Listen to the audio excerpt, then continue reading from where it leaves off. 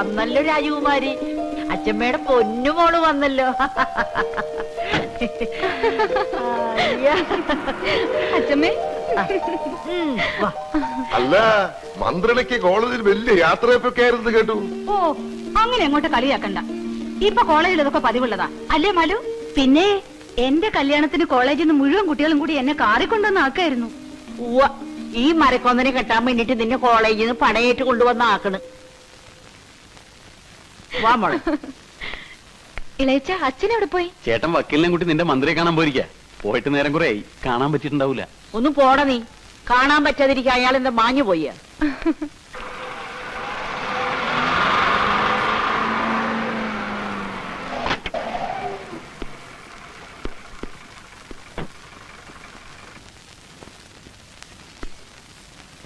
എന്താടോ വക്കീല്? അവിടെ ആരെങ്കിലും ഉണ്ടെങ്കിൽ ഒന്നും കൊണ്ട് വരാൻ പറ. എന്നെ കൊണ്ട് ഒറ്റയ്ക്കാവില്ല, ഒന്ന് പിടിച്ചു തരാൻ പറ. ആരും ഇല്ലടാ അവിടെ വക്കീലൊന്നും സഹായിക്കാൻ. എന്താ? ഒന്ന് പിടിച്ചു കൊടുത്തേടാ. അവിടുന്ന് ഏതാണ്ടൊക്കെ കൊടുത്തു വിട്ടുണ്ട്.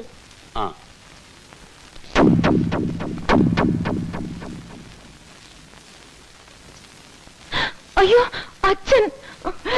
നോക്കി കണ്ണുകൊണ്ട് പിടിക്കേ.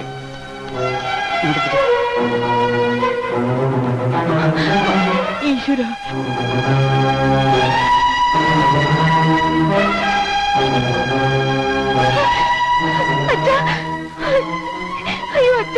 നിങ്ങളൊന്നും അങ്ങോട്ട് മാറി എത്തി കാറ്റ് കൊള്ളട്ടെ. വലിയ എന്താ പറ്റിയത്?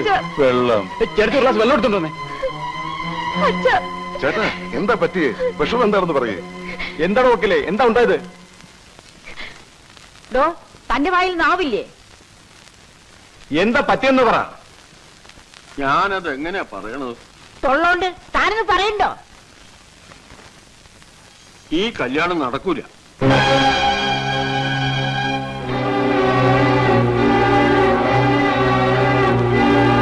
മന്ത്രിക്ക് നമ്മളുമായിട്ടുള്ള ബന്ധത്തിന് ബുദ്ധിമുട്ടുണ്ടെന്ന്.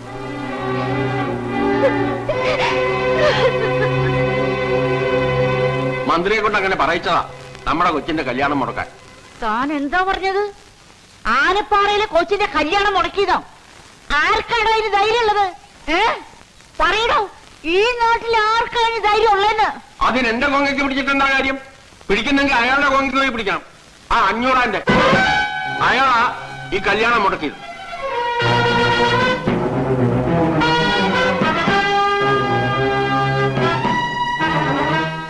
MLA കൊണ്ട് 500 പറയിച്ചു. ഈ കല്യാണം നടന്നാൽ മന്ത്രിസഭയ്ക്കുള്ള പിന്തുണ പിൻവലിക്കുന്നു. ഒടുവിൽ മന്ത്രിസഭ വീഴുന്നായപ്പോ മന്ത്രി കല്യാണത്തിൽ നിന്ന് പിന്മാറി.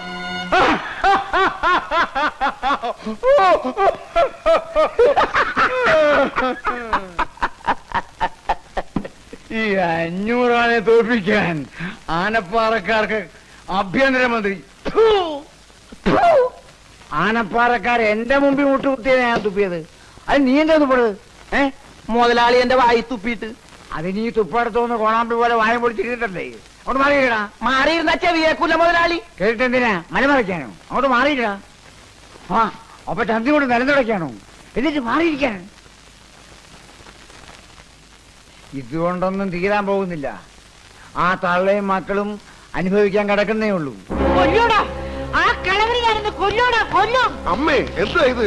ഇതിനൊക്കെ ചോദിക്കാനും പറയാൻ ഇവിടെ ഞങ്ങളൊക്കെ ഇല്ലേ? ഞങ്ങള് എന്നാ ഇന്നടാ ഇത് കൊണ്ടുപോയി ചോദിക്ക്. നീയൊക്കെ ആണാണെങ്കിൽ പോയി കൊന്നിട്ട് വേണ. എന്താ എന്താ എന്താ ഇത്? ദേ വക്കീലുണ്ട്, എന്റെ ഈ സ്വത്തും പണം എല്ലാം ഉണ്ട്. ചെല്ലടാ ചെല്ല്. കേസും കോടതിയൊന്നും ഈ അച്ചമ്മയ്ക്ക് പുത്തിരിയല്ലടാ. അച്ചമ്മ എന്ത് ഭ്രാന്താ നിങ്ങൾ ഈ പറയണത്? അതേടോ ഭ്രാന്താണ്. ആനപ്പാറയിൽ അച്ചമ്മയ്ക്ക് ഭ്രാന്താണ്. ഭ്രാന്ത് മൂത്തപ്പണം ഞാൻ അയാളെ കൊന്നേന്ന് താൻ കോടതിയിൽ പോയി പറഞ്ഞു. നോക്കി നിൽക്കാൻ അമ്മയുടെ കയ്യിൽ തോക്ക് മേടിക്കടാ. അമ്മ അവിടെ നിൽക്കാൻ. കൊല്ലു ഞാൻ. അടുത്തു വരരുത്. തരില്ല. അതിക്ക് തന്നേ. അമ്മയോട് മാറി തോക്കി ഞാൻ മേടിക്കാം. എന്താ കാണിക്കുന്നത്?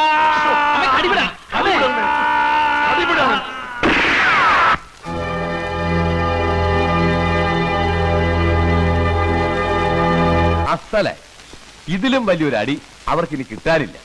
ഇനിയിപ്പോ ഇവിടത്തെ കുട്ടികൾക്ക് സ്വസ്ഥമായി ജീവിക്കാമല്ലോ. ഇവിടുത്തെ കുട്ടികൾ ഇപ്പോഴും സ്വസ്ഥമായിട്ട് തന്നെയാണോ ജീവിക്കുന്നത്? മുതലാളി, ജീവിക്കണമെന്ന് പറഞ്ഞ ഇതൊരു ജീവിതമാണോ മുതലാളി? ഒന്നുകിൽ നാട്ടുകാരെ സഹായിക്കാൻ വേണ്ടി തല്ലുണ്ടാക്കുക, അല്ലെങ്കിൽ ആനപ്പാറക്കാരെ തോൽപ്പിക്കാൻ വേണ്ടി തല്ലുണ്ടാക്കുക. ഇതല്ലാതെ അവർക്കും വേണ്ടേ മുതലാളി ഒരു ജീവിതം? വേണ്ട. ഇനിയും ഇങ്ങനെ വാശി പിടിക്കണോ? കൊല്ലം 10-20 ആയില്ലേ അതൊക്കെ കഴിഞ്ഞിട്ട്? ഇനിയെങ്കിലും അവന്ന് അവസാനിപ്പിച്ചൂടെ? പഴയതൊക്കെ മറന്നൂടെ?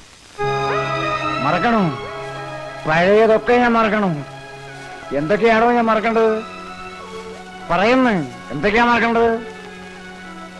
എന്റെ ലക്ഷ്മി, ഈ വീടിന്റെ മഹാലക്ഷ്മി എന്റെ കൺമുമ്പിലാ വെട്ടുകൊണ്ട് വീണത്. ഈ കൈകളിൽ കിടന്ന് അവസാനം അവൾ പെട്ടഞ്ഞ് മരിച്ചത് അത് ഞാൻ മറക്കണോ? പിന്നെ 14 കൊല്ലം ഞാൻ പൂരപ്പുര സെൻട്രൽ ജയിലിൽ കരിങ്കല്ലുടച്ചത് മറക്കണോ? മറക്കണമെന്ന്. എടോ, താനിപ്പോ ചോദിച്ചില്ലേ എന്റെ മക്കൾക്കൊരു ജീവിതം വേണ്ടെന്ന്? അവർക്ക് എന്തേ ഒരു ജീവിതമില്ലാണ്ടായി പോയി? എന്തേ എന്റെ ബാലരാമൻ കല്യാണം കഴിക്കുന്നത്? എന്റെ സ്വാമിനാഥനും പ്രേമചന്ദ്രനും എന്തുകൊണ്ട് കല്യാണം കഴിച്ചില്ല? എന്റെ രാമഭദ്രന് ശേഷം ഒരു കുഞ്ഞിക്കാലി മീറ്റത്ത് എന്തേ ഓടി കളിച്ചില്ല? പറയടോ, പറയാൻ. ഇതൊന്നും 500 മറക്കില്ലടോ, മറക്കില്ല. ആ തള്ളയും മക്കളെയും നശിപ്പിച്ച് ഈ 500 ശവം ചമ്പലാവൂ.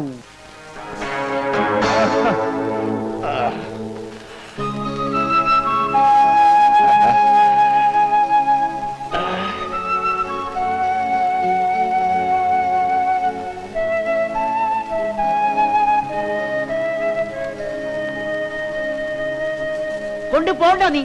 അവന്റെ ഒരു വിശറി. അകത്ത് പറയുന്നത് തീയാനുള്ള തീ, അത് വീശി കെടുത്ത് നീ ആദ്യം.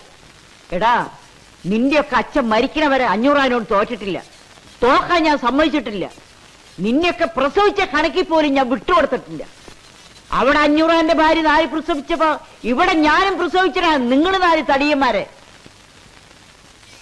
പക്ഷേ ഇപ്പോഴാണ് എനിക്ക് മനസ്സിലാവണത് 500 ജനിച്ചത് ആണുങ്ങളും എനിക്ക് ജനിച്ചതൊക്കെ ആണും പെണ്ണും കെട്ടവന്മാരാണെന്ന്. ഭൂമി ദേഷ്യപ്പെട്ട കൊണ്ടായില്ല. അമ്മ പറയുന്നതിലും കാര്യമുണ്ട്.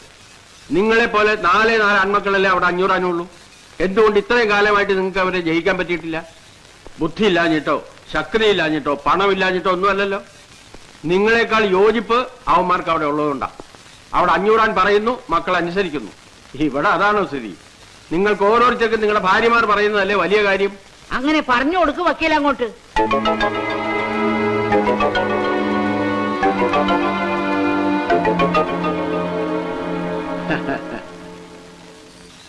അസലായി. ഇതാ പെണ്ണിന്റെ ശക്തി.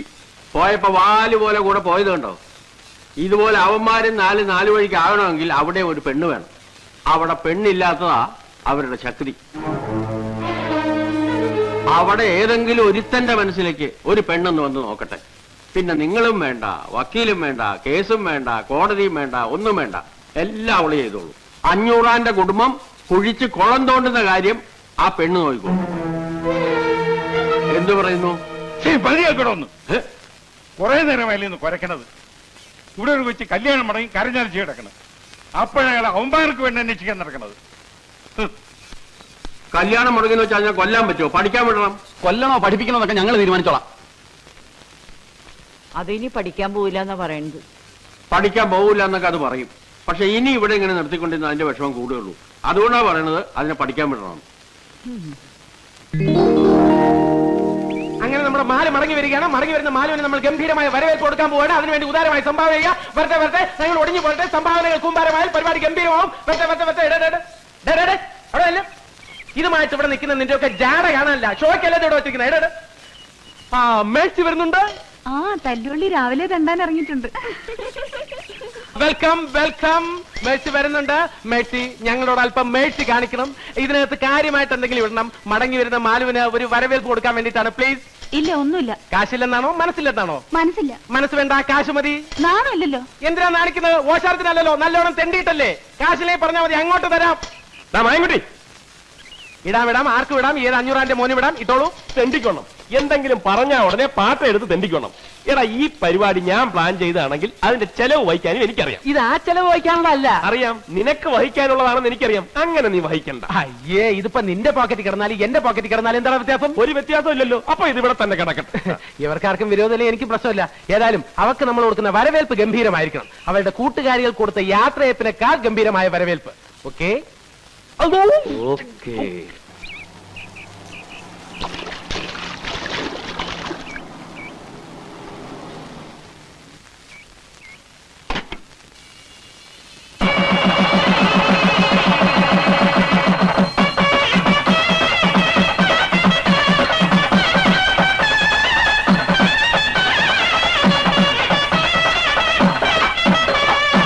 ഡ്രൈവർ വണ്ടി എടുക്ക.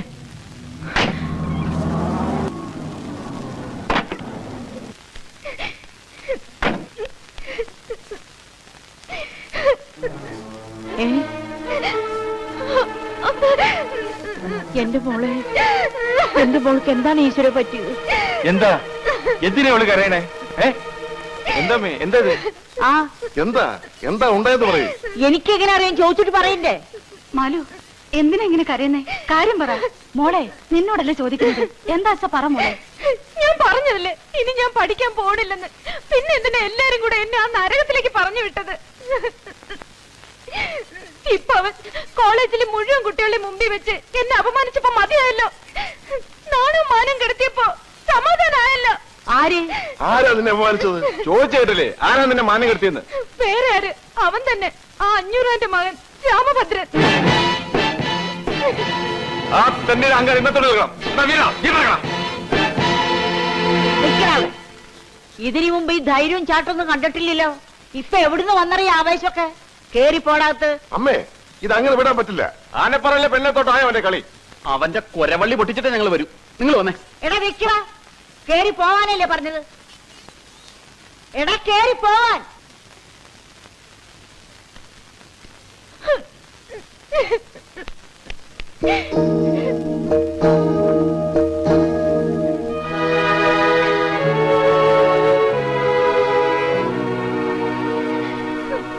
മതി, ഒരു പുന്നാരം വേണ്ട. അച്ഛമ്മയുടെ മാനം രക്ഷിക്കാനല്ലേ ഞാൻ പിന്നെ കോളേജിൽ പോയത്. എന്നിട്ടിപ്പോ എന്റെ മാനം പോയപ്പോ ഇവിടെ ആർക്കും ഒരു ദണ്ണവും ഇല്ലല്ലോ. ഇല്ലെന്ന് ആര് പറഞ്ഞു? എങ്കിൽ ചോദിക്കാൻ പോയപ്പോ അച്ഛമ്മ എന്തിനാ അച്ഛനെ ഇളയച്ചന്മാരെയൊക്കെ തടഞ്ഞത്? ബഹളത്തിന് പോയിട്ട് അവർക്ക് എന്തെങ്കിലും പറ്റിയാലോ അല്ലേ? അച്ഛമ്മയ്ക്ക് ഇപ്പൊ അച്ഛമ്മയുടെ മക്കളാ വലുത്. ഞാനാരാ? എടി വണ്ടി, ഇത്രയും കാലമായിട്ട് ഈ അച്ഛമ്മേനെ നീ ഇങ്ങനെയാ മനസ്സിലാക്കിയിരിക്കണത്? എടി, ഇന്ന് അവൻ കോളേജിൽ വെച്ചിട്ട് ആരെ അവമാനിച്ചത്? എന്നെയോ നിന്റെ അച്ഛനോ ഇളയച്ചന്മാര് തടിയന്മാരും ഒന്നുമല്ലല്ലോ, നിന്നല്ലേ. അപ്പൊ ഇതിന് പകരം ചോദിക്കേണ്ടത് ആരാ?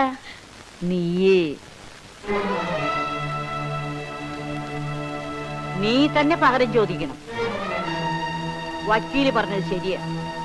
500 തോൽപ്പിക്കാൻ ഈ ഭൂമി മലയാളത്തിലെ ആണുങ്ങളില്ല. അതിന് നിന്നെ പോലത്തെ ഒരു സുന്ദരി പെണ്ണ് തന്നെ വിചാരിക്കണം. അവനെങ്ങനെയാ? സുന്ദരനാ? ആര്? ആ 500 മോൻ. ആ, ഞാനങ്ങ് നോക്കിയിട്ടില്ല. എന്നാ ഇനി നോക്കണം. നിന്നെ കൊണ്ട് കഴിയണമാതിരി ഒക്കെ നോക്കണം. അവനെ നീ വളച്ചെടുക്കണം. അച്ഛമ്മ എന്താ ഈ പറയണേ? ഞാൻ അവനെ പ്രേമിക്കണം? പ്രേമിച്ച കൊല്ലും ഞാൻ. പ്രേമിക്കണ മാതിരി അഭിനയിക്കണം. അങ്ങനെ അഭിനയിച്ച് അഭിനയിച്ച് അവനെ നിന്റെ വാലിന്റെ തുമ്പിലാക്കി കൊണ്ടു നടക്കണം. നീ പറഞ്ഞ അവൻ പോയി വെട്ടണം. 500 തല വെട്ടാൻ പറഞ്ഞ വെട്ടണം. നിന്റെ കല്യാണം മുടക്കിയതിന്, നിന്നെ അപമാനിച്ചതിന്, നീ കുടിച്ച കണ്ണീരിന്, അങ്ങനെ എണ്ണി എണ്ണി അവരോട് നീ പകരം ചോദിക്കണം. ചോദിക്കൂ. എന്റെ മോളെ കൊണ്ട് ഈ അച്ഛമ്മ പകരം ചോദിപ്പിക്കും.